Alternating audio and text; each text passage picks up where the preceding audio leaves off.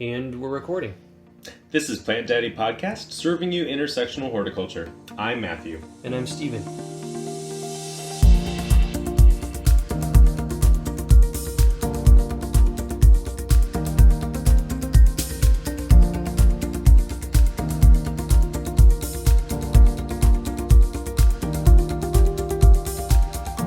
Hello everyone, thank you for tuning in.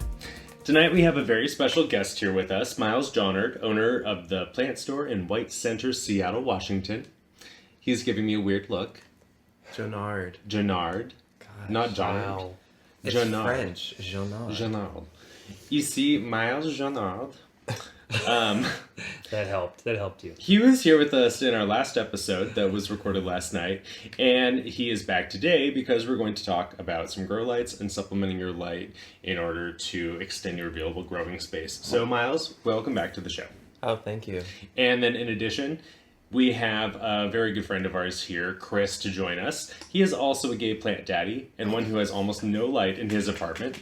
And that basically means that if it doesn't fit on one windowsill, he has to use fake lights. So hello, Chris. Welcome. Hello. So as our very second guest, Chris, we're going to subject you to some friendly interrogation, just like we did Miles last night. So first, tell us about yourself and your background with growing plants. I'm a grad student right now, studying to be a special ed teacher. I have grown plants my entire life. Nice. What was your first plant that you remember, I guess? I guess the first types of plants I was really into were cacti and succulents. Nice. Cool. So we asked Miles last episode, and we talked about this together in our pilot. But Stephen and I feel like gardening and plant hobbies have a certain stigma or reputation as being a gay interest. So what are your thoughts on this? Yeah, I mean, I would argue that definitely culturally is seen as something that's more feminine. And did that impact your involvement in the hobby at any point? We actually joked about how the most bro-ish masculine plants to have are cacti and succulents. No, I like my apartment to look jungly, so... Yeah, and we've also talked a lot about the fig tree that you have growing in there, which definitely adds to that. It was a big part of the now previous it's on Stephen's episode. porch. Yeah. Yeah. Tell us about that one plant that had the 3-foot long leaf. Oh, yeah, I'm not going to know any of the scientific names. You don't have to. That's fine. It's a pregnant onion, and it's from South Africa. It's under one of my grow lights in my kitchen, and leaves are at least 3 feet long at this point. They stretch way off the table. It's really cool. I can touch my refrigerator with them. So where did you get the plant, out of curiosity? Is it from is that normally commonly available? I ordered it from some grower in Florida. Okay. On eBay or something? Or is it a garden store? It might have been eBay, or I can't remember exactly. I bought that and the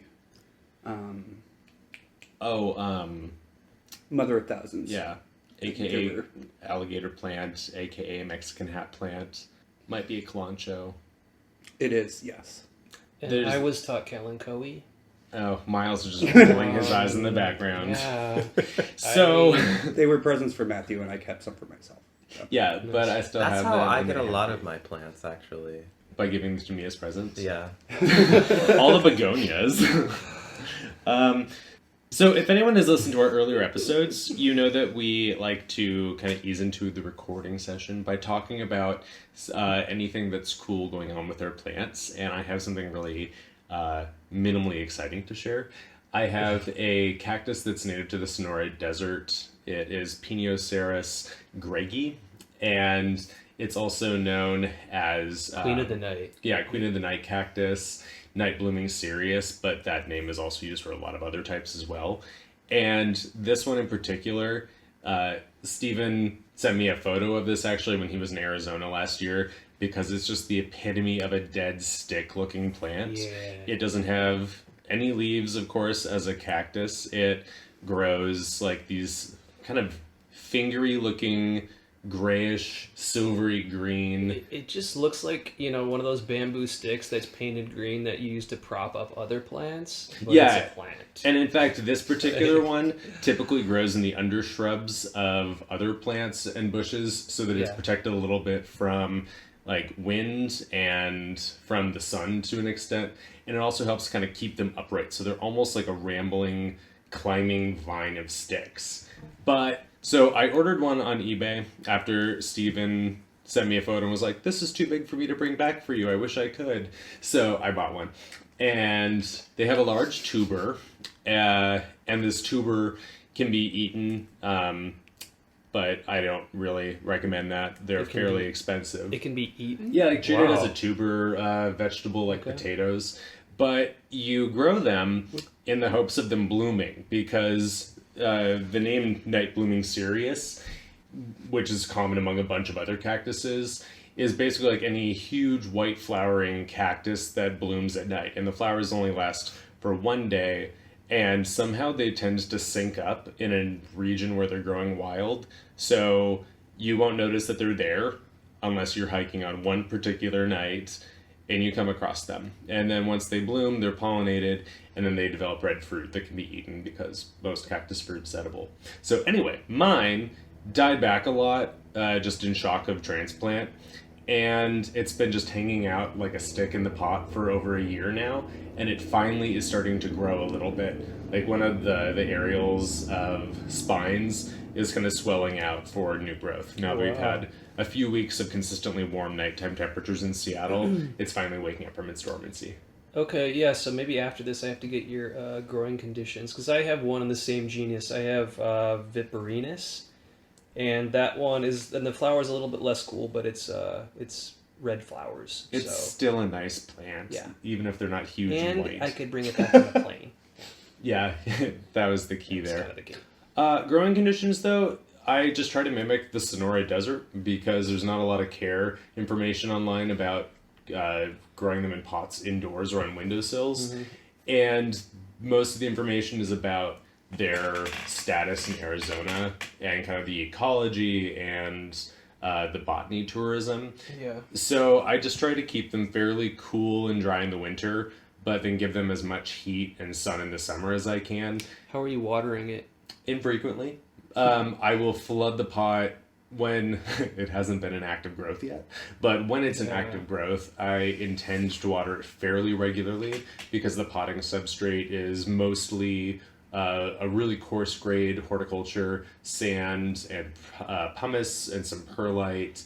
And there's a bit of peat in there for moisture retention. Yeah, mine's super coarse as well. Yeah. And it's been happy, but it hasn't grown yet. Yeah, that's kind of what's been going on for mine. But these are plants that are really like appreciative of sunny, hot weather. Mm-hmm. So it's pretty common that if you grow them in northern areas and you aren't supplementing their light and heat, that you will find very long dormancy periods on them. Yeah. So okay, I might warm mine up then. The Nice. biggest trouble though is if you water it too much when it's not actively growing, their tuberous like reservoir will rot pretty easily.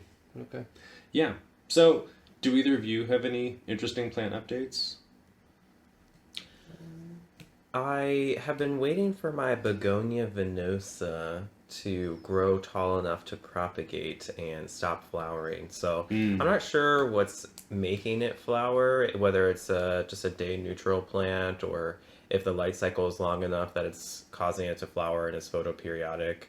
So you want it to stop flowering? Yeah, I want it to Why? stop because it's like flowering constantly. And it's and- taxing the plant, or you just don't like Well, I he wants want- to grow up for propagation. Yeah, I want more, Okay. vegetative growth. Yeah. So I pulled off all of the flowers. I have one flower stalk that has a bunch of seed heads on it. So I'm trying to see if I've never actually propagated begonia via seeds.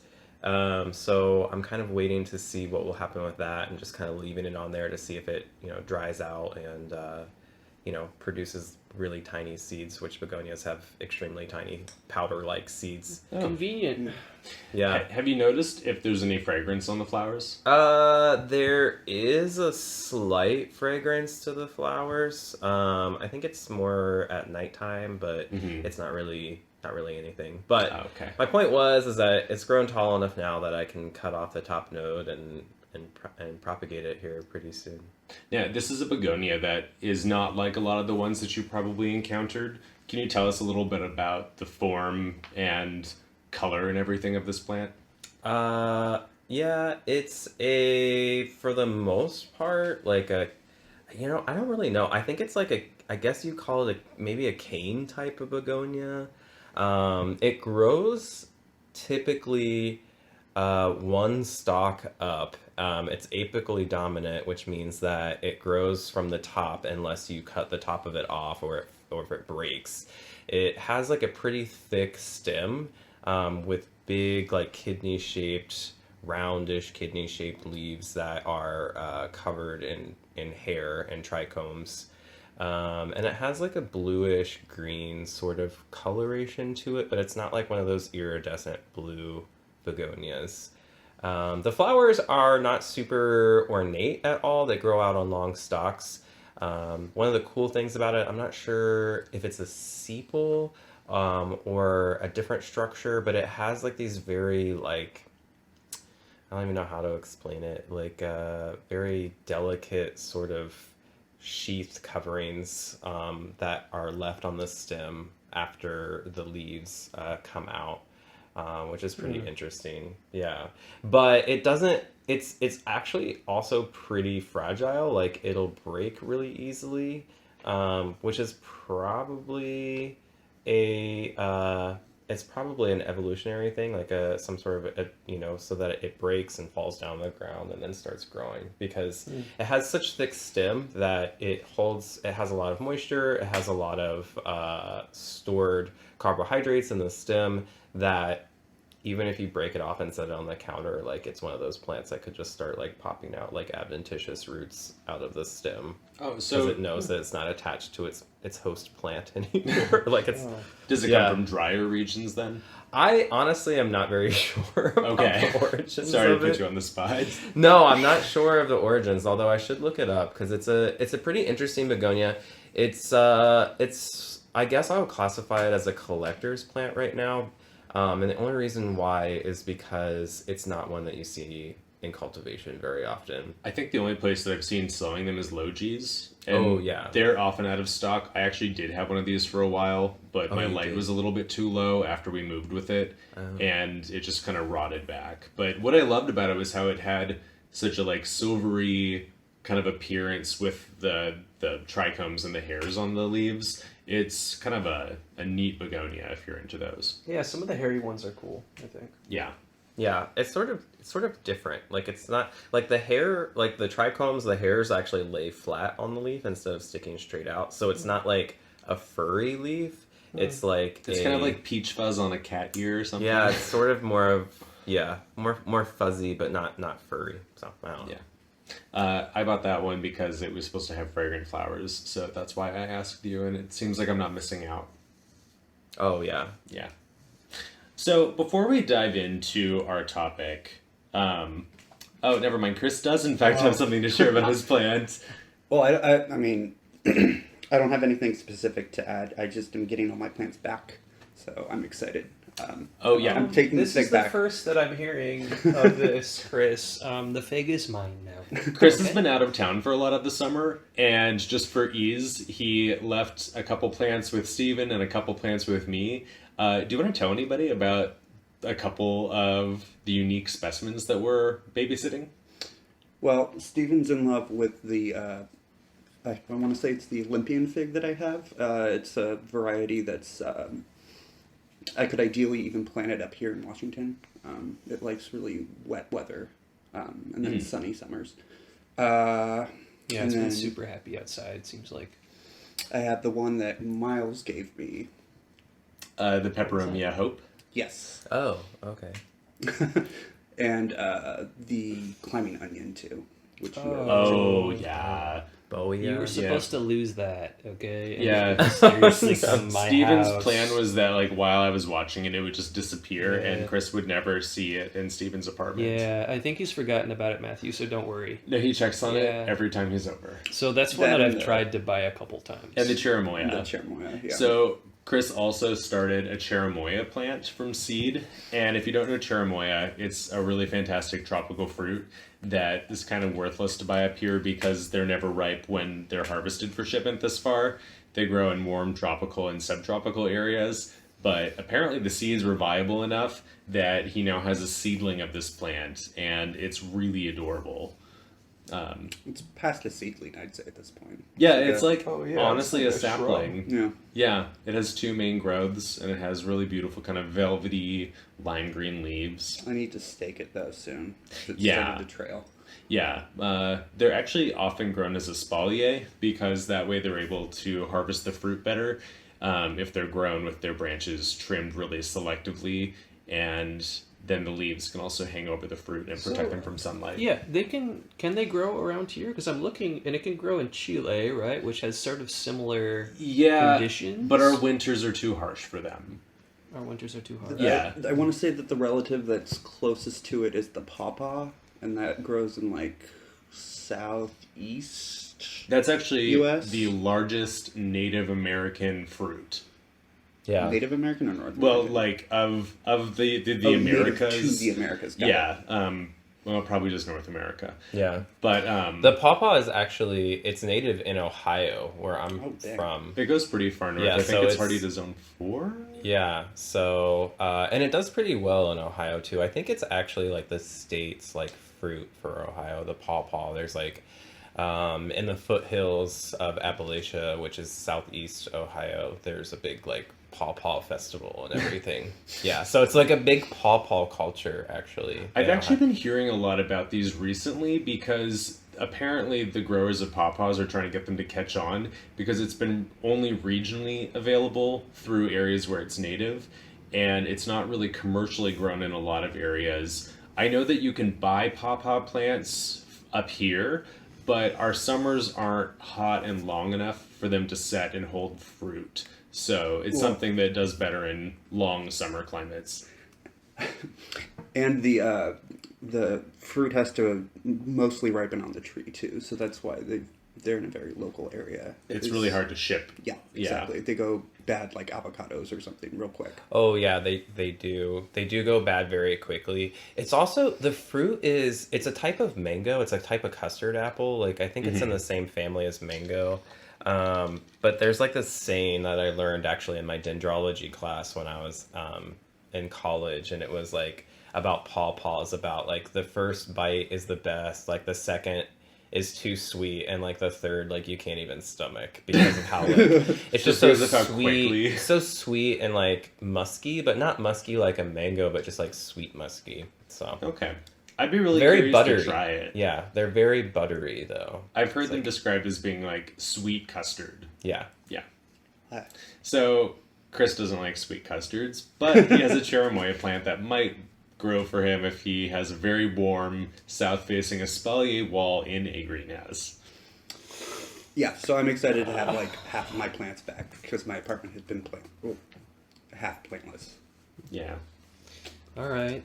Any updates from you, Steven? No, I just, I would say that I got this lifesaver plant, Huernia, I think, maybe like a month or two ago, and then just in the last week, I've seen them at like 10 different garden stores, so I feel way less special. But you were also ahead of the trend. I was well ahead, all right? So you heard it here first. Yeah. Steven Thank liked you. them before No, you I'm did. like way before that. I'm over it, all right? Yeah. He's going to throw it out next Yeah. week. Yeah, that family is actually a popular plant collector's family. Can you tell us about The- them? Stapelia? Or... Stapelia is a genus. I believe the family is like Asclepius or something like Okay. that. I can't remember. I might be saying it wrong, but I have people come in looking for for plants in that family all the time. So, for people who haven't heard of this group, they are a succulent that grow kind of short, upright little stalks. Over time, they'll kind of colonize to fill a space, and they'll almost look like a little cityscape at that point of little buildings. But what people really enjoy about them is their flower, because they tend to be really oversized for the size of the plant. And the lifesaver plant that Steven has, they're all star-shaped flowers. The one that he's growing looks like there's a starfish with a lifesaver stuck on the back of it. They're very glossy looking. Yeah, really glossy, sort of like a plasticky look almost for part of the flower, which is interesting, I think. Yeah. So we looked at, so Asclepius is actually the genus for milkweed, which is why it sounds so familiar. Yeah. But how would you say Asclepipoideae is the subfamily? Subfamily. So I was close. So But it's like these in the are same in the milkweed family. Yeah, it's in the Okay. same subfamily as milkweed even. So Oh, okay. Yeah, so they would be the same family if it's the same subfamily. But So that also includes the Hoyas. oh, does it? Yeah, I Yeah. think it's a really, there's Oh, a that lot makes in there. sense actually. Yeah, when you look 'Cause at their flowers, they're all star-shaped. Yeah, the flowers are in like those star-shaped clusters. Yeah. So some of, Interesting. some of the other genuses in this subfamily of plants have really large furry flowers that smell like rotting flesh and carrion. So that's part of the reason why they're collector's items, because they're just such a bizarre Yeah. oddity. You want a lot of carrion smells, in your home. Nothing attracts flies like a succulent that flowers with a carrion scented starfish. But I've heard of this, right? Like I have one Stapelia, and just looking around for care information, apparently, like, in the Southwest, it's sort of this, like, alternative-y kind of, like, yard plant. Anyway, yeah, so I guess... Oh, really? Yeah, they were talking about, like, in Texas, like, having it as a yard plant. If So, you're gonna, yeah. so you more- can switch out your impatiens that hate the heat something for that smells like Huernia. rotting meat. Yeah. They just grow really well, and the way that they kind of grow in a columnar sort of form, but then when they grow, they have like a rhizome or they grow out from the base of the plant, so it kind of creeps along and then sends up like another cactus like Yeah, so it's columnar kind of like structure. a ground cover Yeah, kind of thing, but In Ohio, I always grew them during the summer because it is really hot and dry there during the summer. And I would always grow them in like little succulent containers outside and then just take a cutting off of them and bring them back in And during the winter. I saw them in Arizona quite a lot, actually. It was kind of under larger plants, like under some like agave-looking plant, and then kind of poking out. So Nice. Okay. So a nice bedding plant for warmer climates. yeah, All right. So before we dive into our topic for today, I just want to remind everyone that we can be found on all of the social medias, Instagram, Facebook, Twitter, and Pinterest as Plant Daddy Podcast, and also online at plantdaddypodcast.com. So anything else before we dive into synthetic light? Hashtag Plant Daddy Podcast. oh, At symbol Seattle Plant Store. nice. Yeah. So cool. Steven and Chris and I all use artificial lighting for our apartment spaces because we like to expand where we're able to grow the plants that we want to be able to grow. And it's not always something that we can easily do just given the natural light that we have available. So we also fall somewhere on the spectrum of knowledge between like totally obliviously uninformed That's me. to like at least we're trying. And so Chris laughs about that, but like we've said, he's growing a fig tree in an apartment with almost no natural light, so he's clearly doing something right. Some tropical tree from seed. Yeah, it is subtropical. Okay. Yeah. Temperate, warm temperate. So, Steven, tell us about what you do for your supplementary lighting and how it's changed your approach to home gardening. All right. So for me, I feel like I started with lighting almost. I had a few plants before I got lights, but with carnivorous plants, they suggest indoor lighting always. I went to a great shop where they were selling lights for cheap and would tell me exactly what to get. They would fit into lamps I already had, so it felt like a really easy thing to try. And once I had them set up, it felt like it gave me a lot of leeway. Like I could move plants away from windows. I could put them on tables that I wanted where I could see them better, things like that. So I've really built a lot of my, plants around that, and tables, etc. And that's actually a lot how I got started too, was just realizing like, oh shit, I can put a full spectrum light bulb in any socket for the most part, as long as it like doesn't override the wattage or whatever. But so I have some pendant lights with Chinese lantern coverings that hang along the wall where I have my TV. And this is a wall that doesn't get any natural sunlight. It gets really, really diffused ambient light throughout the day, but not nearly enough to grow anything. So those have LED bulbs. They are shaped like some of the CFLs that you see, but they have a high CRI rating. They have hopefully the right spectrum to encourage the plant growth. And I've definitely found some things do well there and others do not. So Yeah. I just kind of trial and error it until I find something that's working and then I stick with it. I also have some full spectrum lighting hanging in pendant lamps over my dining room table. And so that extends the space where I can grow things. This area does get some light from the sliding door out to the balcony, but it's not nearly enough for things like Helianthera or the Platycerium ferns. And that has really helped. But I think the largest kind of light investment that I've made in my apartment is building a couple of shelves that I've put between like the living room window and my sliding glass door to the balcony. The lower shelf holds orchids, and then the upper shelf has lighting incorporated. It's T5 fluorescent lighting, and I use a couple different color spectrums to kind of balance it to look right indoors. Because if you go too cool in the tone, to me it seems a little bit glaring and headache inducing. So I'm Yeah. always kind of battling like finding the right shade of white that the plants are gonna like that I also like to look at. But I've had really good luck with the orchid shelf because that's huge light output and And this is the orchid shelf that you built yourself that you're talking about, right? Where yeah, it I just has- DIY'd this whole thing. That's kind of how I've approached all of my indoor lighting.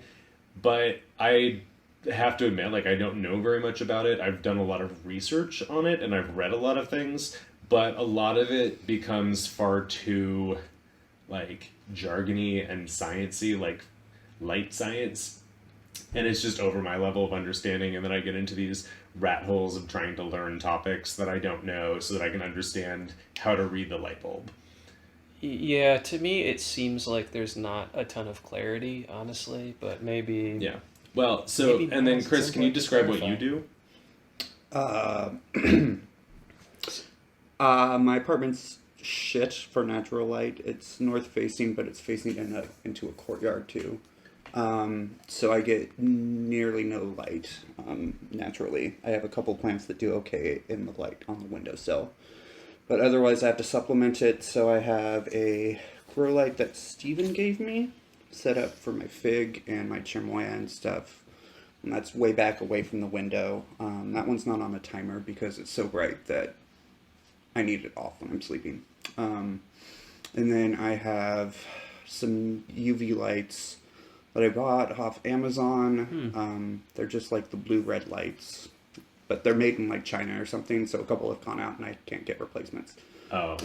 yeah, It's also just like an atrocious purple glow. Oh. That's where all my carnivorous plants are, and my pregnant onion, my orchids.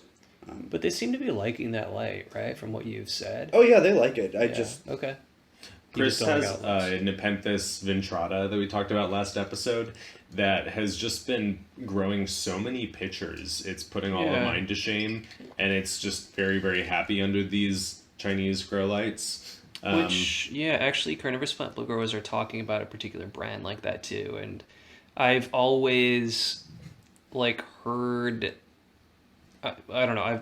I guess I've not heard in the past that red or blue or something makes some particular difference for growth, like foliage growth or something with carnivorous plants. But they're doing this for color now, and people are like, "Oh my gosh, you should introduce these." This is in the last, I don't know, 6 months or something. People have talked about this, at least in the circles I follow. So that's interesting to hear. Maybe that's part. And LEDs are also a lot newer onto the grow light scene than any of their competitors. So I feel like they're being really lauded online and by people in the trade because they're so low energy, they're so long lived. Like when you're using any kind of fluorescent, you have to replace the bulbs every year because they rapidly after that point, lose the full spectrum that they were able to produce before. So even though you can see all the light that they're putting off, the plants can't, and the plants care about that. So like the red and blue balanced LEDs give like just the perfect wavelength that the plant wants, but like Chris is describing, it has a lot of glare, and it can be really unattractive sometimes and give people headaches. I just don't like that half of my apartment glows purple the whole time. It's kind of like being in the red light district of Amsterdam. Yeah. You can Purple just, light district. Yeah. Matthew can tell us about that later. Though, I mean, it was handy because it was cheap. It was only like $15-20 off Amazon. So I could replace it anytime, and I needed one. This one has, I think it's 4 or 5 different kind of like snaking posable Okay. things that you can move around. So for this plant area, I needed to cover a large space with light, and so I was able to move nice. around and So, directing. like, clearly we all have variable success and have definitely had success with some of these, but this is why we brought Miles on today, because he works in the horticulture industry and has a lot of experience in education specifically around this topic. So we're just going to give the floor to you and let you kind of teach us everything that we could ever want to know about lighting. Hi! Okay. Well, I hope that you ask some thoughtful questions to like move me along with it, but We're I going to. will Nope. start talking about it. This is pretty self-serving because, like, we want to know these things and you're our resource. Yeah. So artificial lighting has gone through like a lot of changes in the last 60 years. Not just in how we use it or what the source of it is, but also how we measure it, which is kind of interesting. That's So- like since you started gardening, right? Yeah. No, since I started gardening. he said 60 years. Oh, the joke is that Miles is really old. Exactly. I have to explain it. But we're not Meanwhile, the ages Steven here. just turned 39 yesterday. Yeah, but Okay, he did. 39. Steven turned That's not even 37 right. yesterday. who's Wait, God. 37? Yes. Yeah. Oh, Happy okay. birthday to you. Yeah. Okay, yeah. well, so anyway. No. Well, but I actually have a question Stop. before we Yes, move forward. yes. You said that grow lights have really evolved over the last 60 years. Is that when they started using them? I mean, grow lights have been used. I don't know exactly how long they've been used, but it was around the 60s, like 40s to 60s, when they really started getting used. And it's mostly because the technology to even operate them was not there. So, Right. yeah, and the electricity and all that sort of stuff. I mean, it's just like, yeah, we had electricity, but we Do just you obviously know weren't using it in the same way. Do you know anything about what kinds of lights they used originally? Yeah, so originally, and these lights are still used today. But yeah, well, I'll talk a little bit about all of the lights. Cool. Okay. But basically, we started with like sodium lamps that are, they're burning sodium, which burns at a certain wavelength, which is sort of that red orange. If you most of street lights today are LEDs, but like the I think orange like streetlights of youth. yes, the orange street lights, like Yeah. those are basically the same thing. Because they're very bright. And so what makes them great street lights, however, is that the human eye is very receptive to the red and orange yellow spectrum. Like we see it very well. But what's not great about them for plants is that plants don't absorb yellow or green light. And so this like yellowish light that comes off of these lamps is useful, but it's not like the most efficient way to deliver light to a plant. Okay. Yeah. So we started with that, and then there's halogens and metal halide and all of that sort of stuff. Those are lights that are still using gases like mercury vapor lamps and stuff. Like they have these. It's like a giant light bulb. Really, is like what it looks like, and it has a chamber, like in a tiny chamber inside of it, that instead of having like tungsten filament in there like a normal incandescent light would have, it has a little tiny vacuum chamber in there, kind of like a fluorescent light, how fluorescent lights are like a giant vacuum chamber with mercury and other stuff in there. And it fluoresces very, very brightly. So it makes very bright blue light. It takes a lot of energy to illuminate them, and it also produces a lot of heat too. So cannabis growers have developed a lot of the lighting industry in the last like 40 years. Yeah, I was gonna say that. Have driven it. Yeah. Yeah. That makes sense. And the technology that just surrounds it. Not necessarily like the invention of new types of lighting, but just the technology that sort of surrounds it, as well as financing it. So, I mean, you could say, I think, in a roundabout way, that a lot of the modern lighting technology that we have has been funded by people that were growing indoors. And if we look at who's been growing indoors for the last 50 years, it's mostly cannabis growers. So a lot of indoor gardening has actually been driven by cannabis growers, which is pretty interesting. So When I was a child, I lived on a house that was adjacent to two cul-de-sacs, and so like the stretch of houses that ran between the two cul-de-sacs, all of their backyards faced together, and the energy company actually reported them to the FBI because two of the homes had literally dug out a channel and created a grow up in the space like underneath and in between these two homes. What? Yeah, and so they brought in like I don't know how many cement mixers to fill that in after they did the drug raid. It was so high drama, and it was entirely because of the energy use of their lights. Wow. So that's my story. You live next to a grow house. Awesome. Yeah, actually, it was like 5 houses down. Wow. We didn't live in the rich part of Sammamish. In the drug den area. Yeah. So, just very briefly talking about light and what plants do with light, the 30,000 foot view, basically from an airplane looking down on how this works, right? Is that essentially everyone knows, they learn in hopefully first grade or third grade or grade school of some sort, that plants photosynthesize. They take light, energy, they take oxygen, and they take nutrients, and they convert it into sugars for themselves, as well as oxygen, which is actually the byproduct of photosynthesis. So they take that, and light affects them in many ways. It affects the way that they grow, what they look like, how quickly they grow, the size of their leaves.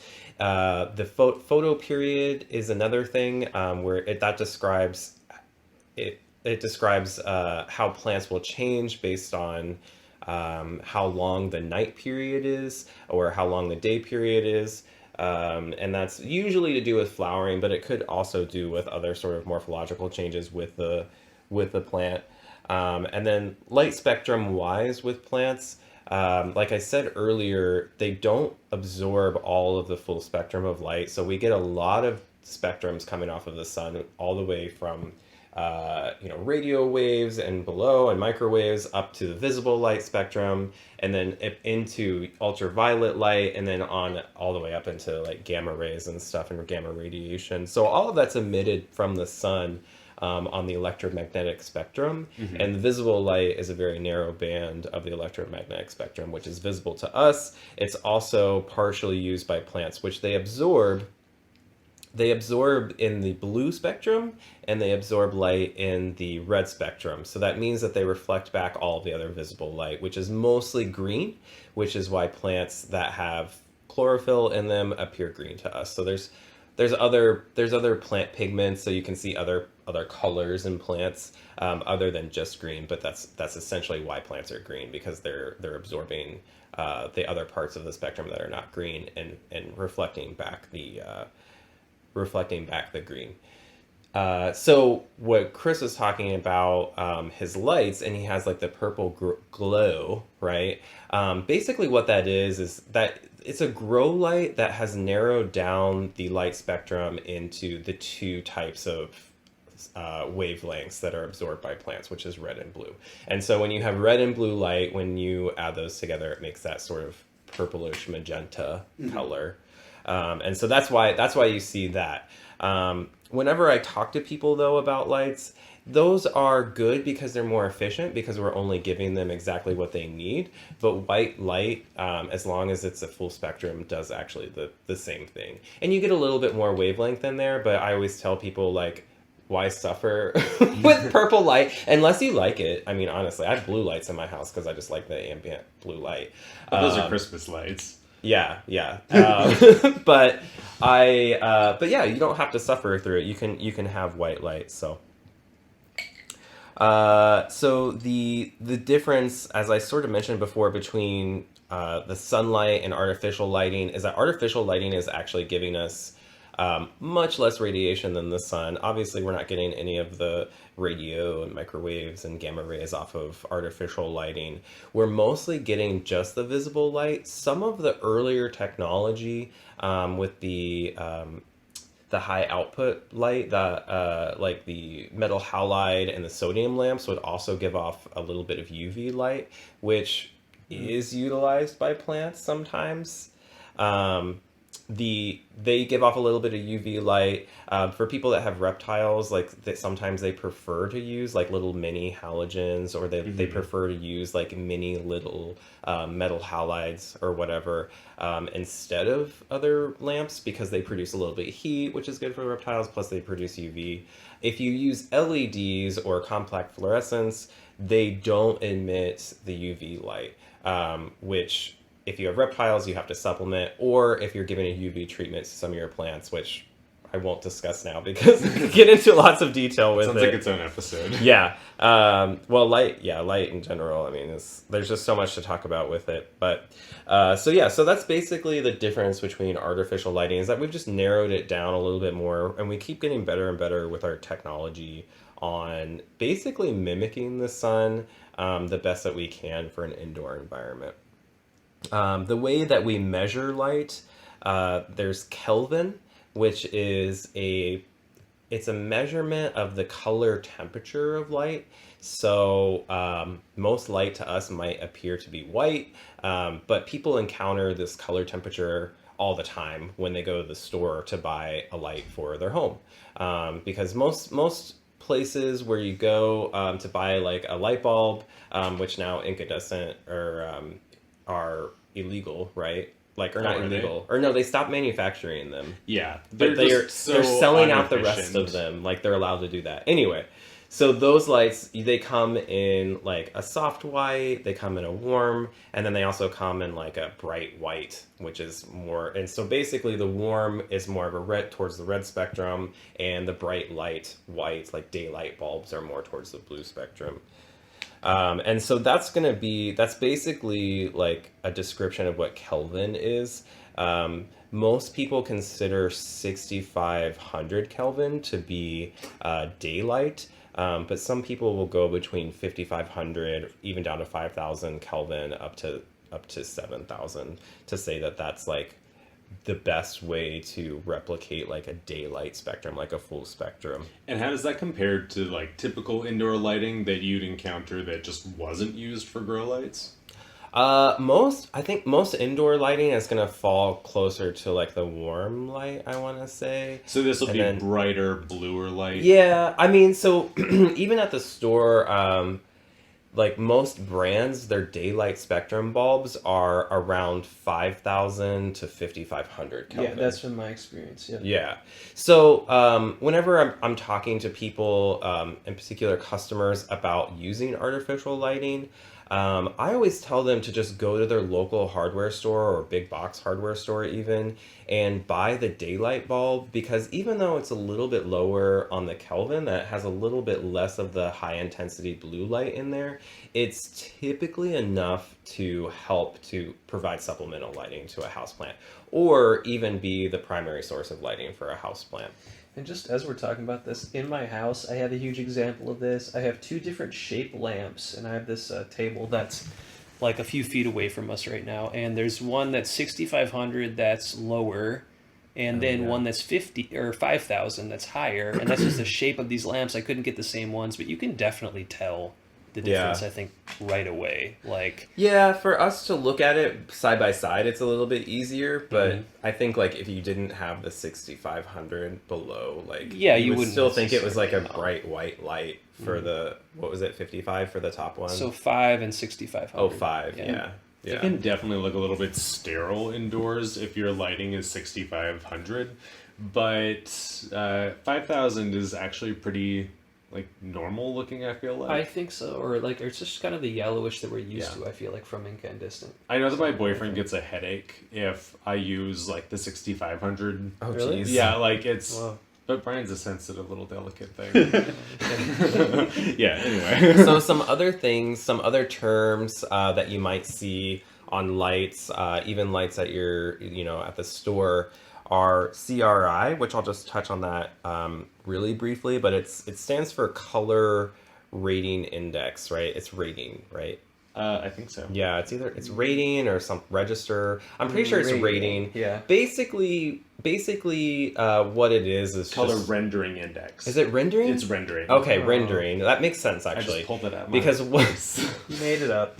No, I think it is No, that's true, rendering. Joe. Because what it means is it's a measurement that's done by a third party after the light, before the light goes to market, after it's been made, to say how close it is to what it's supposed to be, basically. So if you have a 6500 Kelvin light and it has a low CRI rating to it, then it is less likely to be that 6500 Kelvin.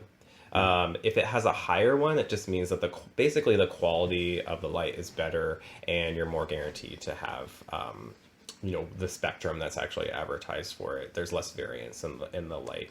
Yeah, the CRI is something that photographers care a lot about, and that's kind of how Right. I came to know about this. If you have like a CRI of 90 plus, your colors are going to look a lot more intense because it's bouncing a lot more wavelength back at you versus like a low CRI bulb. You're going to have more muted, dulled out colors even if the lighting is really high because it just doesn't have the full like depth of spectrum Right. to let your eye register. Yeah. So for people that are trying to buy grow lights, honestly, if you buy something that's like with a CRI rating of 80 plus, like you're pretty good. So it's not going to be a big deal. I think like most like grocery store light bulbs, just light bulbs that you buy at the hardware store or whatever, have like 85 plus ratings on them. Okay. Sometimes if you get online, and it's more for photographers, sometimes growers are really interested in it, but if you get online and like Philips makes some really high CRI rated bulbs, they're way more expensive. I don't know why exactly. I'm not sure about what goes into that. A lot more work. Yeah, but they're more expensive for whatever reason. They're higher quality. But for most cases, for hobbyist home growers, you don't need the top of the line stuff. Okay. Yeah.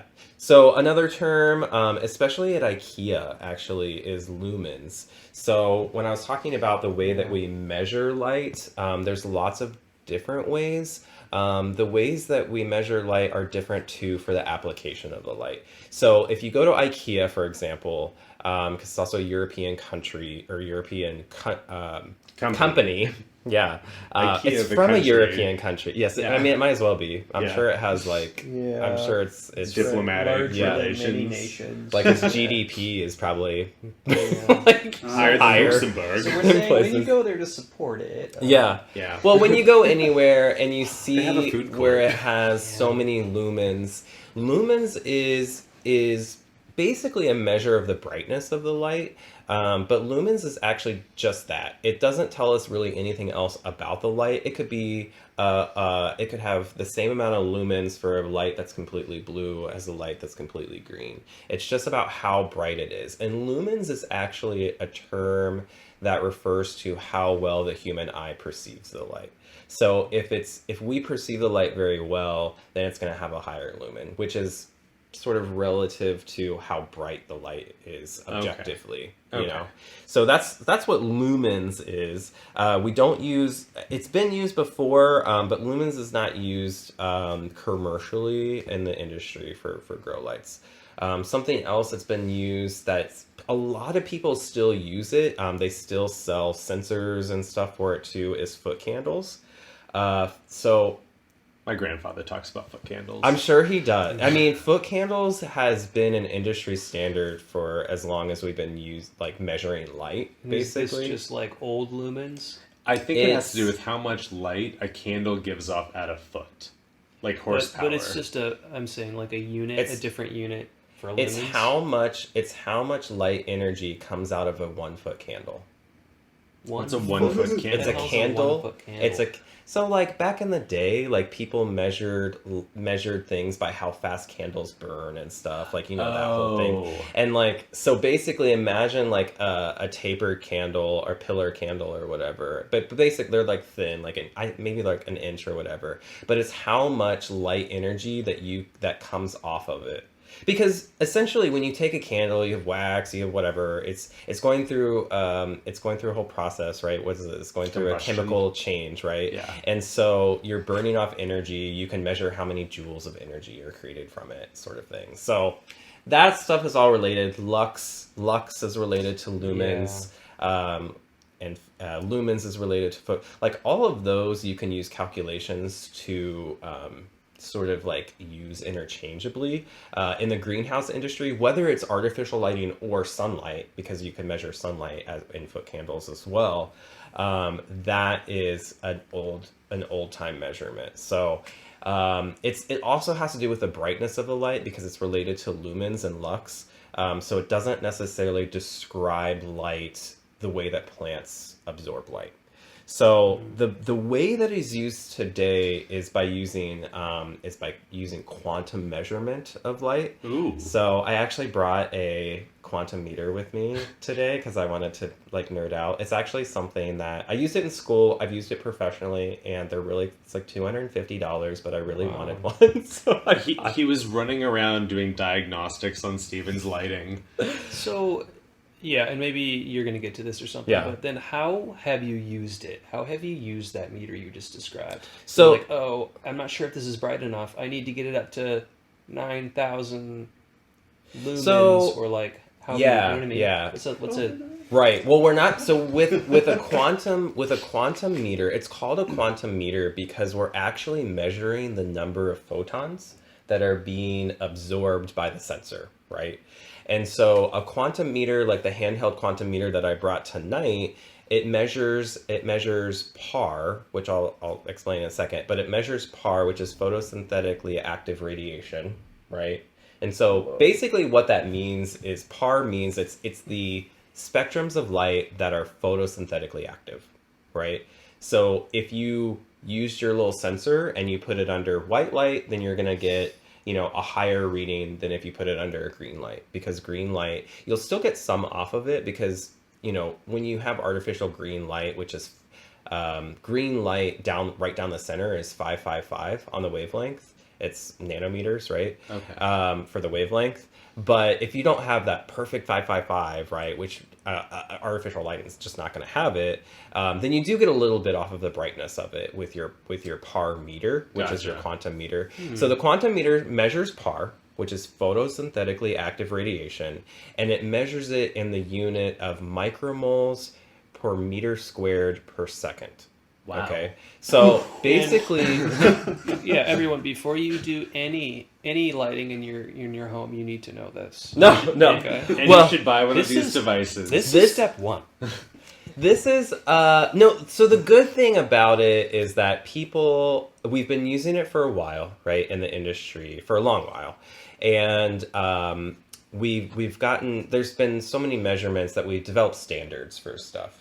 And so when you develop a standard, then you can release a product that says like, oh, we know this product, which is a light product, produces this much energy at this distance, right? So if you have a lamp at 12 inches, it comes out at, it comes out at 500 micromoles, right? And so that's like something that you can then stamp on your product so that as a consumer, you don't have to have this sensor. But if you're a grower, if you're a professional grower, or if you're a pretty extreme hobbyist, or you're a hobbyist that's really interested in light, and aquarists use it a lot too for their aquariums. If they're growing plants in their aquariums, there's waterproof ones that you can put the sensor down in the aquarium.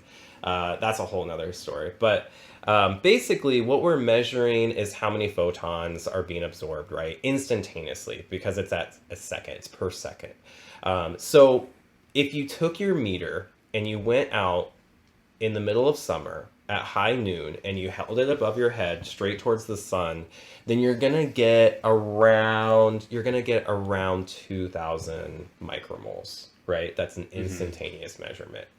If you go into your home that is adequately lit for you and you just hold it right at your face, you're gonna get maybe 25 to 50 micromoles. Wow. So there's this whole thing where it's like, I'll tell this story really quickly. Well, you could have a really but shiny face. You could have a shiny face, which is shining Really back more light. But I'll tell greasy. this story very quickly. A lot of people, especially in the Pacific Northwest, love moss, right? And they want to grow it inside, okay? And so they get this moss. No, I know. It's true. It It's grows true. People everywhere everywhere. Not outdoors. And maybe you guys grew up here, but I feel like everyone who moves here, we have this conversation. We're like, oh yeah, like how do we grow it? How do Right. I mean, Well, Yeah, because Steven. other did places initially, don't. and- Yeah, if you don't stay as wet in the winters, Yeah, but as it's- mild, you seems don't so see the exotic. moss we get. yeah. Right. Yeah. Yeah, so I mean, Steven and I are both from the Midwest, so there's like some moss Yeah, like it's in the there, forest and stuff sure. sometimes, but it's yeah, I think it's always been a fascination of mine, and Yeah. moving to Seattle was really neat to see all the lichens. There's Moss. so much. So, a hiking safety tip: they tell you that you can find north by finding the mossy side of the tree. That's not true. It's totally false here. I don't know about other areas. In but- Georgia, Yeah, but like down here. that has to do with like the whole like Underground Railroad and stuff. Are you aware of this? Well, but I No, thought that what? was actually it's a survival thing that they'll tell you if you're hiking, Well, Yeah, trying to I like learned that locate in yourself. Just kind about. of I mean, I think that something, there's I don't know. like slave like songs about like, and they talk about moss growing on the north side of rocks and trees because Yeah, they're because trying to escape to the north. it was right? trying to help them like orient their direction. I could be wrong, but Well, anyway, it's probably true, but you can't orient yourself to north here by looking for moss because Well, it's on all sides of our yeah, trees and our forests. Listen, it says it depends. It depends on where you live, okay? According to mentalfloss.com, which I- could not be wrong. I was just trying to tell you not to look for north using mossy trees in the Yeah. Pacific Northwest. it would be a fallacy Yeah. to do so. You know what So- I learned about just recently is moss lawns. Oh, They're yeah. supposed to be like I've really seen- ecologically friendly. yeah, I Right. feel like I've seen those. It's great. Right? Where, Yeah. where are people using those? In their lawns? But Here, like, in this Northwest, region, right? yeah, and Okay. the peninsula and everything, yeah. oh, Yeah, You interesting. just find a moss that's I think suitable there's for one in wherever you're Capitol. at. Oh, Yeah, I think there's one in our neighborhood in Capitol Hill. I can show you guys it sometime. cool. Yeah. So I was trying to make this a very short story, but back to light. So if you want to grow moss indoors, most people feel like they don't need a lot of light to grow moss, right? And because, you know, especially in the Midwest, like where do you find moss? Like you find it in like the understory of like deciduous forests and stuff, Yeah, right? exactly. And so my point is that when you bring it indoors, like moss actually grows the best if you grow it in what we perceive as bright light, right? So if you have grow lights and you have damp media that's constantly damp, like you have moss because it just is the Exactly. spores are in the air and it grows, right? Yeah. And it grows under what we feel like is very bright light because we have a grow light over top of it. So if you took your quantum meter out into the forest and you took a measurement, you're more likely to have a brighter light, a higher reading in micromoles come out from your understory where there's moss growing than even under your grow lamp where you're growing moss, depending on how bright your grow lamp is. Oh, no, it's, But- yeah, it's totally right. I mean, I have moss growing out of control under grow lamps that are on for 17 hours straight, like it's right near the lamp. The moss loves moss. it. Right. Well, and so that's why it's so important for us to use a technology like a quantum meter to measure light versus using lumens or foot candles that are ways that are basically based around how we perceive light. Because if you go to an understory of a forest, you're going to say it's shady. And so if you take moss and bring it in, you think it doesn't need a lot of light because we're perceiving that as shady. But we bring it inside and we put it under a grow lamp, and that's actually the best way to grow moss indoors. So, like, if you were to do foot candles in the forest, it would still be low though. Well, it would still be low, yeah, because it's still shady. I mean, it's definitely going to be lower than like a greenhouse or. But shady in the forest is very different from bright indoors because our eyes adjust to the lighting of wherever we are. Right. Yeah. Our eyes also adjust to everything too. So, so that's why it's important to use a quantum meter. And then just a little bit more into professionally how we use it. It measures an instantaneous. Light, right? So it says like when you turn it on, it does a measurement of exactly that second when it's reading it. But if we put it in a greenhouse, then we can get what's called a DLI, which is the daily light integral, and that's measured in moles, right? So a bright sunny day in the Midwest, you're going to have like 24 moles in an entire day. And if you, and that could be around, that probably is going to be around 800 to maybe 15 to 1800 micromoles as an instantaneous measurement. And that's because that's micromoles versus moles, right? Yeah. And so what we do then professionally is we create growing guides that researchers create growing guides either at universities or private researchers or private breeders or even at production facilities create growing guides then to give to people that are going to be growing this. So other growers, horticulturists that are growing things in greenhouses or in the field to say, this crop requires this sort of DLI, this daily light integral. If you grow it with 20 plus DLI every day for this many days, then you will have a finished crop in X amount of days. And so that's how we use quantum meters, and that's how we use DLI to create growing guides professionally. So all of that is sort of beyond like what we really need as a hobbyist, but I think it's also still very important to understand like how we measure light and the difference between like the brightness of light indoors versus our perceived brightness of light outdoors. So interesting. So I'm taking up a lot of time, but I just want to talk about the types of light that we use today. So I talked about professionally what people have used. You're not really going to see a lot of people using those high intensity discharge lamps like the metal halide and the sodium lamps indoors because they produce a lot of heat. Certainly most hobbyists are not using them unless it's expensive and it takes a lot of energy, unless you have a much more elaborate setup. And so that much heat's usually damaging to your plants. Yeah, anyway. a lot of heat can be damaging, and then it's just like there's a battle between like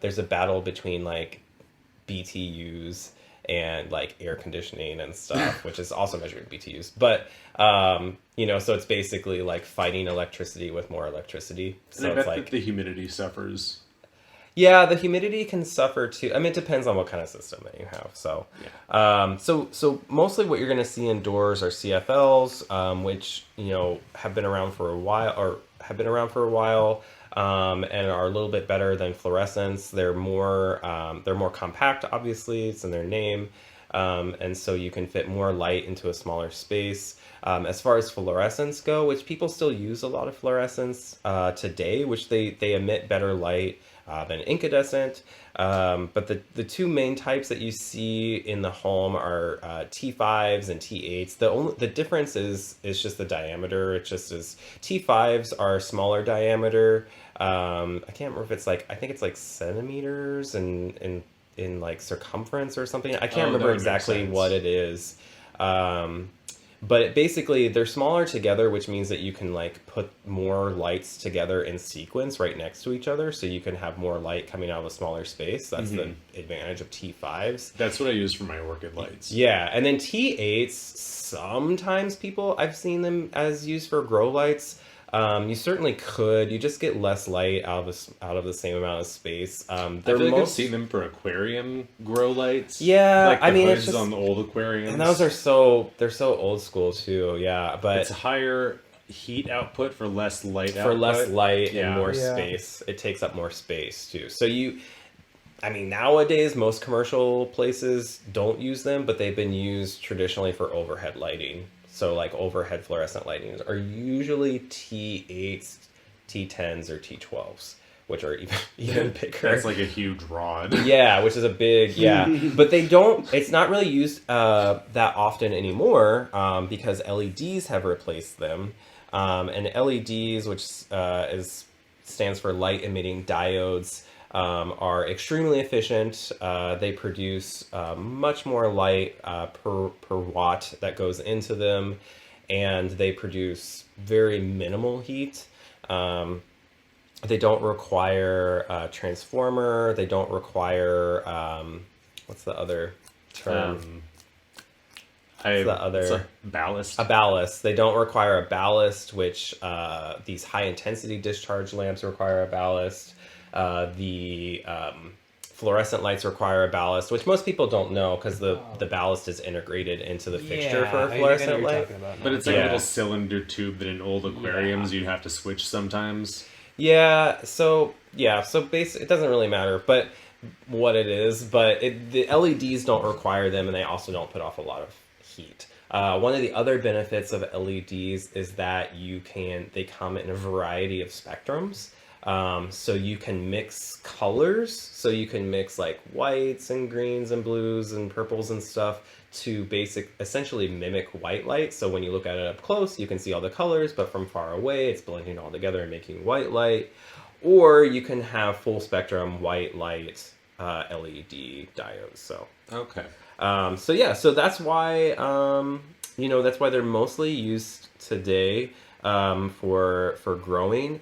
For hobbyists, most commercial grows are still, a lot are utilizing LEDs, but a lot are still using some of those high intensity discharge lamps, just because they're extraordinarily bright, coming out of such a small space. They also give off some of the extra spectrum that we're not going to talk about, and the energy from the light penetrates further than LEDs do. So LEDs certainly are the future currently, unless a better technology comes along for commercial growing. But right now, a lot of places still prefer to use these high intensity discharge lamps. It's like people I know are still transitioning, right? Yeah. They're like trying to figure out what works for them. It seems like, or trying to find cheap solutions, right? Because the cost was kind of prohibitive. Right. For LEDs. Yeah, LEDs used to be cost prohibitive. Yeah. But I've started finding some fairly inexpensive ones, especially like under counter and shop lighting. And there are definitely some that work well for grow racks.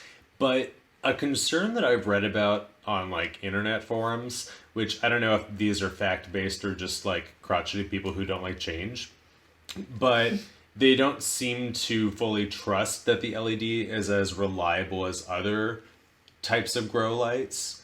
As reliable, like it will break? Or what do you mean? No, like reliable in providing the plants what they need for best performance. And it seems like a lot of people are finding really great results, but I know that there is that sentiment still. Okay, and I think that's like every case though, right? Like you have to test a light, see if it, at least if you don't have like maybe the meters or something, right? Right. You would test it and see if it works.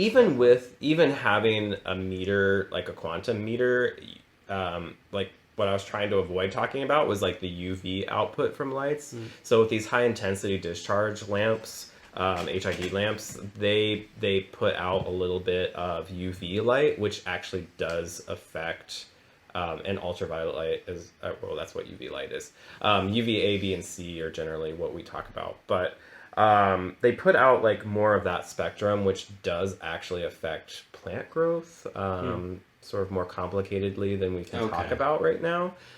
So there's something there. There's some sort of magic, right? All science, everything that we don't understand is magic until we can explain it with science. So there's something there exactly that there's lots of research that's been done that it's mostly with like internode length and stuff like that, and sometimes flowering and stuff, that the UV light is sort of helping with. So a lot of growers are skeptical of that. And then also sometimes, especially if you're in a colder climate, sometimes it's to your advantage to have those HID lamps because they produce a little bit of heat, and you don't have to supplement any sort of heat into your space. I know that for most home growers, though, they can be a problem. I have Oh, yeah. storage plants. No, and grow for lights. your home, you probably don't want to go with an HID lamp. Because they just heat up like unbelievably hot. Yeah. So one last question for you before we let you go.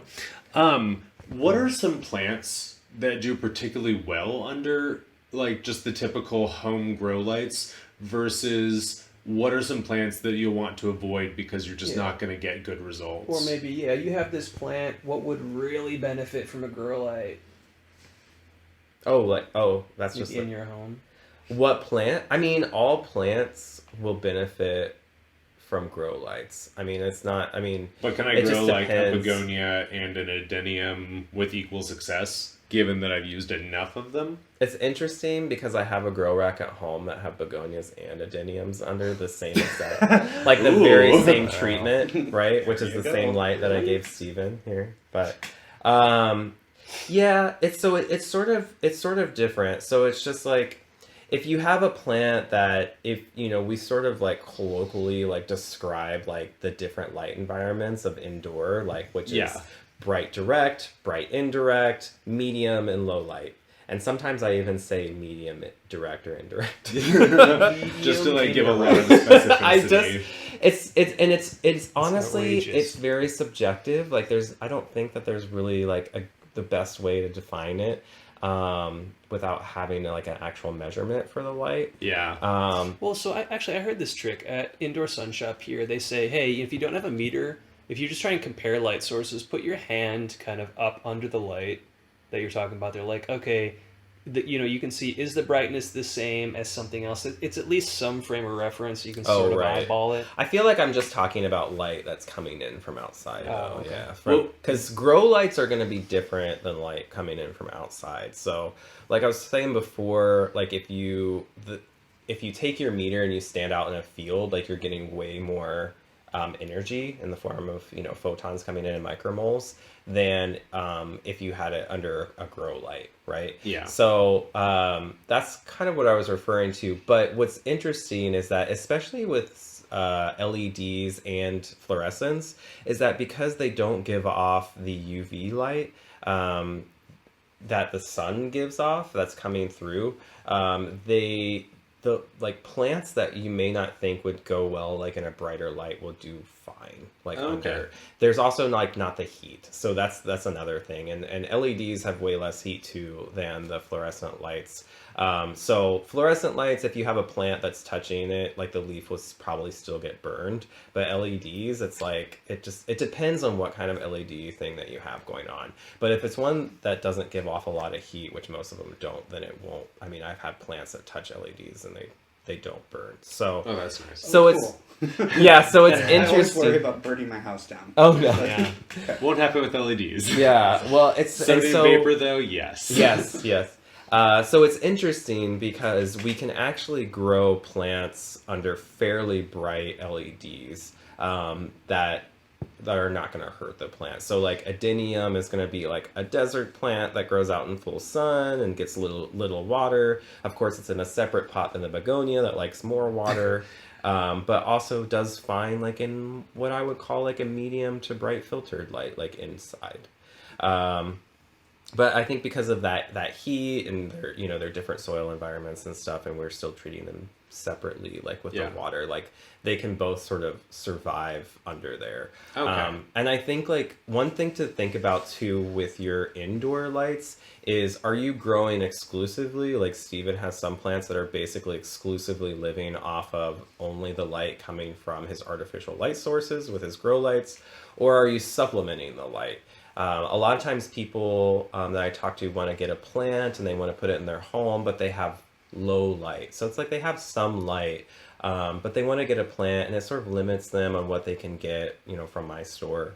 And I'm just like, you could just have a desk lamp, and you can put this light in it, and just put it on a timer, and it'll get some of its light coming through the window. It'll get the rest of its light from your grow light, and so that's supplemental light. Cool. Well, do you have any final things that you want to let us know, or that you think our listeners should hear? I think that the most important thing with grow lights is like to not be afraid to use a grow light. I encounter a lot of people that feel like they have no idea what a grow light is and that they're going to do something wrong. But there's really no wrong way to do it, especially with the kind of lights that are available today, just from the store, because they're mostly LEDs or compact fluorescents. And one of the things one of the first things I learned in school from one of my professors, who her PhD research was actually in lighting, in artificial lighting, was there's no such thing as a grow light. So there you have it, folks. Trick. It was all a trick. This is all a sham. This is fake. The grow light. So basically what she means is that calling something specifically a grow light, it's a marketing in the technique. market is a marketing technique, right? Okay. And so they charge you more for that light because they're calling it a grow light. Or maybe you're buying a light that's the narrow spectrums, that has the red and blue, it makes the purple, and that's certainly a grow light. I mean, what else are you going to use it for unless you're having like a disco, I suppose? Parties. In your home. But essentially there's no such thing as a grow light. And where I go with that next when I tell people that is, I tell them if you have a dark office, or you have a dark bedroom, or if you want to put a plant in your bathroom and there's no window in your bathroom, which a lot of bathrooms don't have windows, then you can just put a lamp in there. Put a clip light in there from the store, or from like the hardware store, or get a desk lamp, like a library lamp or whatever, because I have an old one from my grandmother that I've used with compact fluorescent forever. Oh, that's quaint. And cool. yeah, it's got the green, the green shade, glass shade. Oh, That's I love cool. that. Yeah, the painter's library. lamp. Yeah. And go to the store, buy the daylight spectrum light bulb, which is usually going to be around 5,000 to 5,500 Kelvin.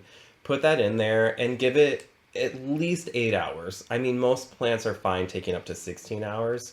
Put it on a timer, or if you don't want to put it on a timer, turn it on when you wake up in the morning, you leave the house to go to work, turn it off when you get home, or turn it off before you go to bed. And in most cases, that's going to be perfectly fine to supplement or give that light, or give that plant all the light that it needs to survive.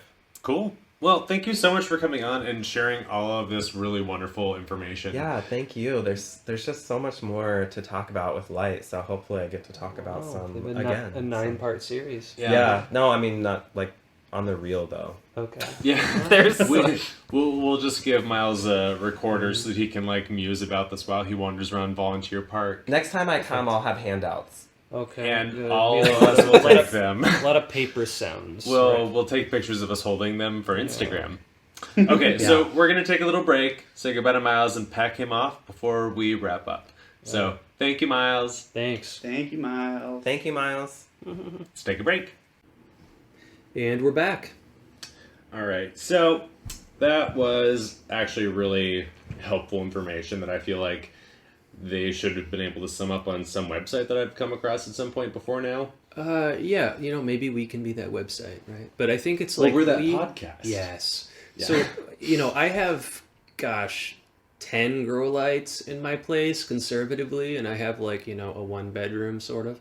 So, But they're all fairly I- small. Yeah, but I just feel like I learned a lot more than I thought I would, and I learned more of the sort of unknowns, I guess, as well. So that was interesting for me. Yeah, and it's definitely given me the confidence to do the project that I've had in mind of installing grow lights over my shower, so that I can use that space to grow orchids. Yeah, it'd because, be like, interesting. yeah, just hang mounted orchids above the tiled portion, and then have grow lights on 18-hour timers, and then they'll thrive in the humidity, and I can water them when I shower.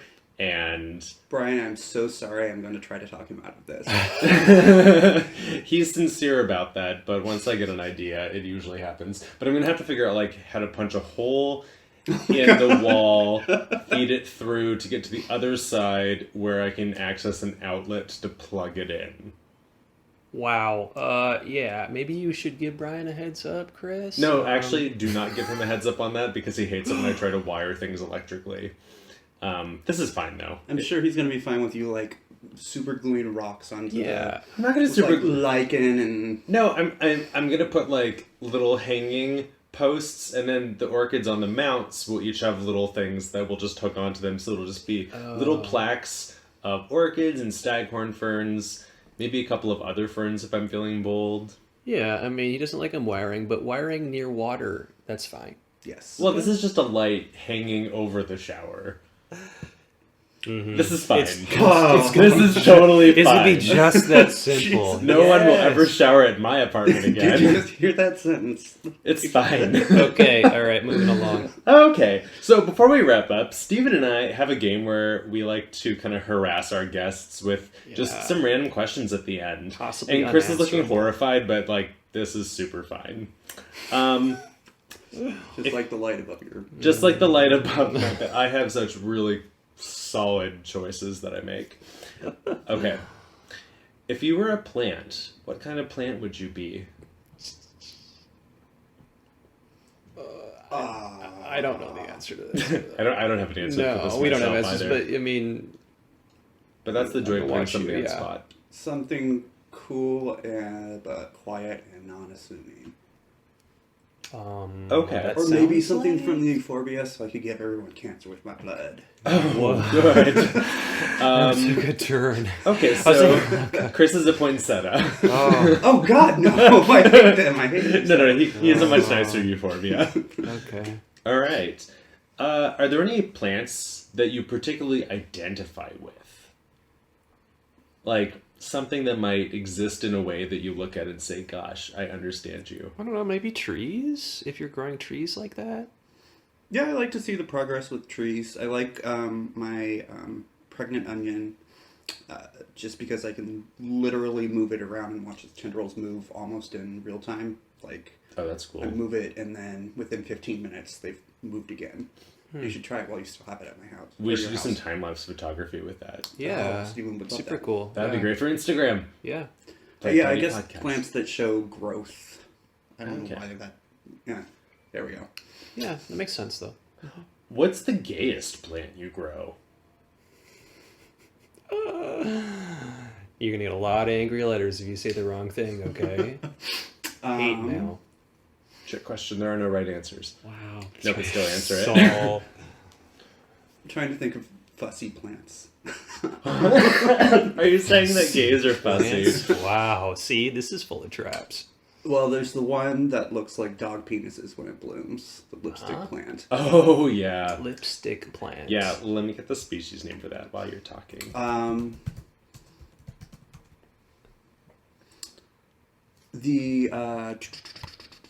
That's an asacanthus. Okay, let's see. Asacanthus. Asacanthus? And that curly Q plant that I had. Oh, the Albuca. Albuca. Because it was just fussy as hell. And It was looked- really dramatic, too. It was dramatic and it looked pretty. It was fussy as hell. It And didn't smell that good. It smelled terrible. It was supposed to smell Fake like vanilla. Wow. It was supposed to smell like vanilla, but it It's smelled re- like, I don't know, like vanilla floor cleaner or Really something. loaded commentary, I think, in these choices. Okay. This is what Chris All right. thinks Yeah, of apparently gay. I think gays Wow. are fussy and Fussy, but pretty they on the outside, stink, but they stink. think they're stink. Can you think of a plant, it doesn't have to be one that you have, that like represents homosexuality to you?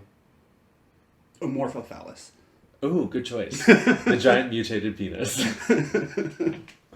Wow. We just talked about that yesterday, Steve. Mm-hmm. That's Yeah. the only reason I was able to pull that out of my ass. Oh, good for you. Giant penis. Oh. Actually, that plant is taller than you, so Oh. it'll be like the Enum horse guy. I like a good challenge. Is that? Is That would provide you that. No, Gosh. that's a sad story though. Yeah. So yeah, on that sad note, Ask another question. that was actually the end of my questions. Yeah. Steven, you We have could any just weird we could questions just for let him? that we could just let that hang, right? Yeah. No. I mean, I think we're gonna have Chris back at some point to talk about like growing from seed a little bit, right? Yeah. We kind of discussed that, I guess. And Chris is also a close friend who'll probably just show up occasionally for random reasons to be a special guest even when he is not talking about the topic. Chris doesn't know that yet, but now he does. We've just Yeah. told him this. That's right. He seems pretty chill about it, so that's good. Yeah. Okay, so thank you so much for joining us today, Chris. It's really been a pleasure. Thank you for having me. And Miles, even though you're gone, thank you again. I'm interested to see what you have to say about starting fruit trees from seed. Yeah. Because you have at least more of an experience than Steven and I. Definitely. We're both afraid of starting things from seed because every time we do, it doesn't turn out. When I did the telegraph plants, Oh, yeah. Yeah, so you tried, I mean, you grew telegraph plants for us. You gave us the young plants, and I watched them die one by one. Every seedling popped up, looked so happy, and then it just withered because fungus gnats ate all their roots. Yeah, mine as well. But you have two still, right? no, I let them die.